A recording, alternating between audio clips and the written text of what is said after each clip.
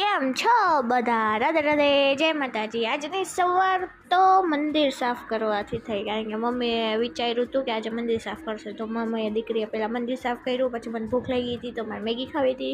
મેં મેગી બનાવી, મેગી ખાધી, પછી થોડીક વાર આરામ કર્યો. તો રોડ ઉપર તો કોઈક બાતું હતું કે એવું કાંક હતું, ખબર નહીં શું કરતા હતા એ. તો મને તો એવું જોવાની બહુ મજા આવે, એવી પંચાયત કરવાની તો મને મજા આવી જાય, એટલે હું પહેલાં એ જોતી હતી કે શું કરે. પછી થયું આજે મારી મમ્મીને તો પંજાબી બનાવવું હતું, પણ વસ્તુ લેવા અમારે જવાનું હતું, એટલે કહી દીધું હતું કે ખાલી લઈ આવજો, હું બનાવી દઈશ. ત્યાં કોકનું ઉદ્ઘાટન હતું ચશ્માનું, તો હું વિચારતી હતી મને કોક બોલાવે આવું ઉદ્ઘાટનમાં.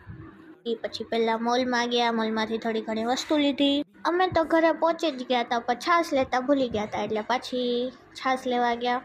છાશ લઈને ઘરે આવ્યા, આ બધી વસ્તુ લીધી, પનીર, ચીઝ, બટર ને આવું બધું લીધું હતું. તમને બધાને કહું મારી મમ્મી કેમ પંજાબી બનાવે છે. પહેલાં તો મમ્મીએ ઓનિયન ને ટમેટા ને બેને કટ કર્યા, પછી ક્રશ કર્યો થોડું થોડું. પછી મેં મમ્મીને કીધું તું ટમેટા તું ઓછા નાખજે, બહુ વધારે જા ઉભરાય ને હું બોલવી સાચી જ પડે. મેં કીધું તું મમ્મી ન ઉભરાણો ને તો આખું રસોડું ગંધારું.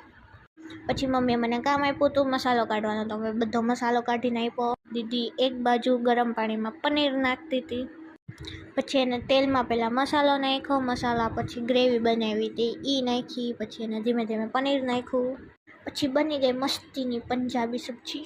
પછી મેં રાતે દૂધ ગરમ કર્યું. બસ આજ માટે આટલું જ. મળે કાલ બીજા મને બ્લોગમાં. ટાટા બાય બાય, રાધે રાધે, જય માતાજી.